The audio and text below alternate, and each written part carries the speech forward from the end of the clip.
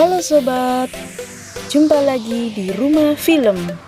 Kali ini kita akan mereview film Rurouni Kenshin. Sudah tahu belum? Ya, film ini diadaptasi dari film anime Samurai X karya Nobuhiro Watsuki yang berlatar belakang awal dari era Meiji di Jepang.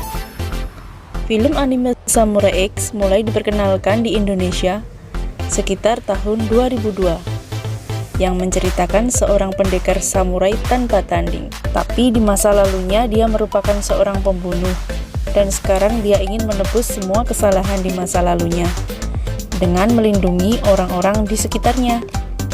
Wah, kelihatannya seru ya sobat. Kalau gitu biar nggak kelamaan kita langsung saja. Tapi sebelumnya jangan lupa tekan tombol subscribe dan aktifkan loncengnya. Terima kasih. Langsung saja kita saksikan ceritanya. Cekidot. Di awal film tampak pasukan Jepang sedang melakukan operasi untuk mencari mafia Shanghai di stasiun Yokohama. Pasukan Jepang yang dipimpin Saito Hajime memeriksa satu persatu di gerbong kereta api. Mereka mendapati orang yang mencurigakan. Tapi saat mau ditangkap, orang itu memberontak dan menghajar pasukan Jepang. Saito Hajime akhirnya turun tangan dan bersiap-siap untuk menghadapi orang itu. Tapi orang itu ternyata malah menyerahkan diri. Ternyata benar kecurigaan Saito Hajime. Orang itu adalah bos mafia Shanghai yang bernama Yukishiro Enishi. Sesampainya di kantor polisi Jepang, Hajime terlihat kesal karena kepala kepolisian malah membebaskan Enishi dengan alasan kalau Enishi adalah tahanan konsul, jadi harus diserahkan ke pemerintahan Tiongkok. Di malam berikutnya, Enishi bersama kelompoknya memulai aksinya, meneror warga kota Tokyo dengan menembakkan bom ke rumah makan Akabeko, di mana tempat itu adalah tempat makan favorit Kenshin dan kawan-kawannya. Tuh kan bener, dilepasin sih. Enishi melanjutkan aksinya dengan mengirim anak buahnya untuk menyerang dojo Maekawa dan rumah Kapol Uramura. Mendengar berita penyerangan itu, akhirnya Kenshin bergegas ke lokasi dan membagi tugas dengan Sano temannya. Kenshin menuju rumah Kapol Uramura, sedangkan Sano ke dojo Maekawa.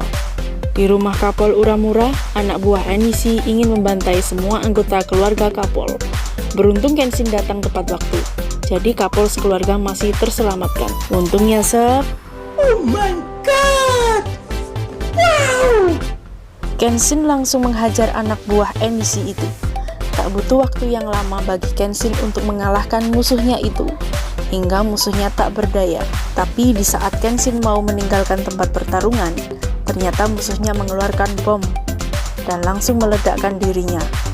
Berharap ledakan itu juga akan membunuh Kenshin. Beruntung di detik-detik terakhir Kenshin berhasil melompat dan selamat dari ledakan itu.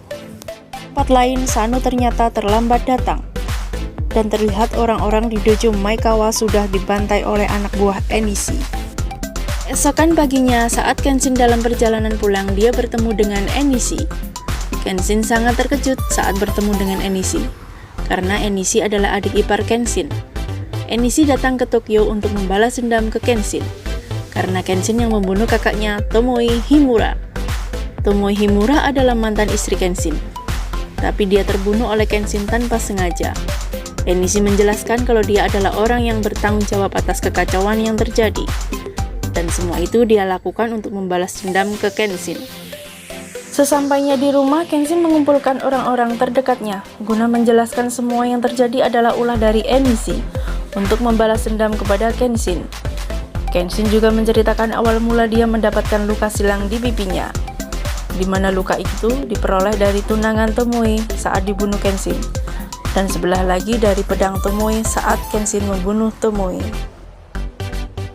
Keesokan hari saat Kenshin keluar, Misao bersama Aoshi datang dari Kyoto untuk mencari Kenshin. Misao datang ke Tokyo guna memberikan buku harian Tomoe Himura kepada Kenshin, yang sebelumnya buku itu dibawa oleh biarawan kuil Suikoji. Di malam harinya, Enishi memulai penyerangannya ke kota Tokyo. Mereka memborbardir kota Tokyo. Banyak polisi datang tapi mereka tidak mampu menghadapi pasukan Enishi.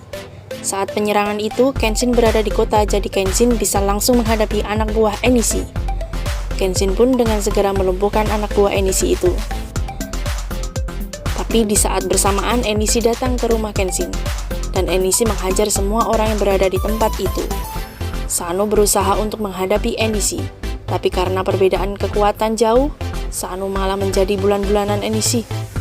Setelah menghajar semua orang yang ada di tempat itu, Enishi lalu menculik Nona Kaoru. Mendengar berita kalau Nona Kaoru diculik, Kenshin marah dan langsung pergi ke tempat Enishi. Sesampainya di tempat Enishi, Kenshin langsung menghadapi pasukan Enishi yang berjumlah sangat banyak. Walaupun seorang diri, Kenshin berhasil menerobos masuk ke tempat Enishi. Misao beserta teman-temannya ternyata datang ke tempat itu guna membantu Kenshin menghadapi pasukan Enishi. Tak berselang lama, Saito Hajime datang bersama pasukan dari kepolisian dan langsung menyuruh Kenshin masuk guna menghadapi Enishi. Kenshin segera bergegas masuk dan menghadapi Enishi guna menyelamatkan Nona Kaoru. Di pertarungan antara Kenshin dan Enishi terlihat seimbang. Mereka saling bergantian melakukan serangan, tapi di sini Kenshin terlihat tidak mau mengeluarkan kemampuannya sebenarnya. Kenapa ya? Ya, hal ini dikarenakan Kenshin menyadari kesalahannya kepada Enishi dan tidak ingin melukai Enishi. Tapi karena ulah Enishi yang sudah melampaui batas, maka mau tidak mau Kenshin harus menghentikan Enishi. Karena Kenshin harus melindungi teman-temannya, Kenshin segera mengeluarkan kemampuannya yang sebenarnya dan langsung menghajar Enishi hingga Enishi terluka parah. Di saat pertarungan akan berakhir, Enishi menemukan pedang Tomoe dan langsung memakainya untuk menghujamkan ke tubuh Kenshin. Di sini Kenshin tidak menghindari dan menerima serangan itu, hingga pedang itu menancap di tubuh Kenshin. Di selanjutnya, Kenshin malah memeluk Enishi dan meminta maaf atas semua yang dilakukannya kepada Enishi. Enishi pun bergejolak dan niat untuk membunuh Kenshin pun pudar. Dan akhirnya Enishi ditangkap oleh polisi Jepang. Saat dalam penjara, Enishi dikirimi oleh Nona Kaoru buku harian dari Tomoe.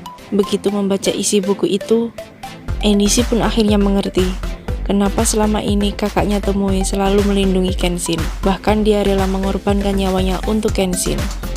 Akhir yang bahagia ya sob.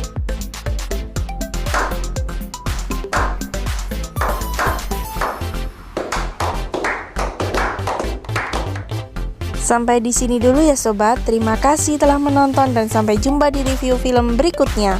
Bye bye.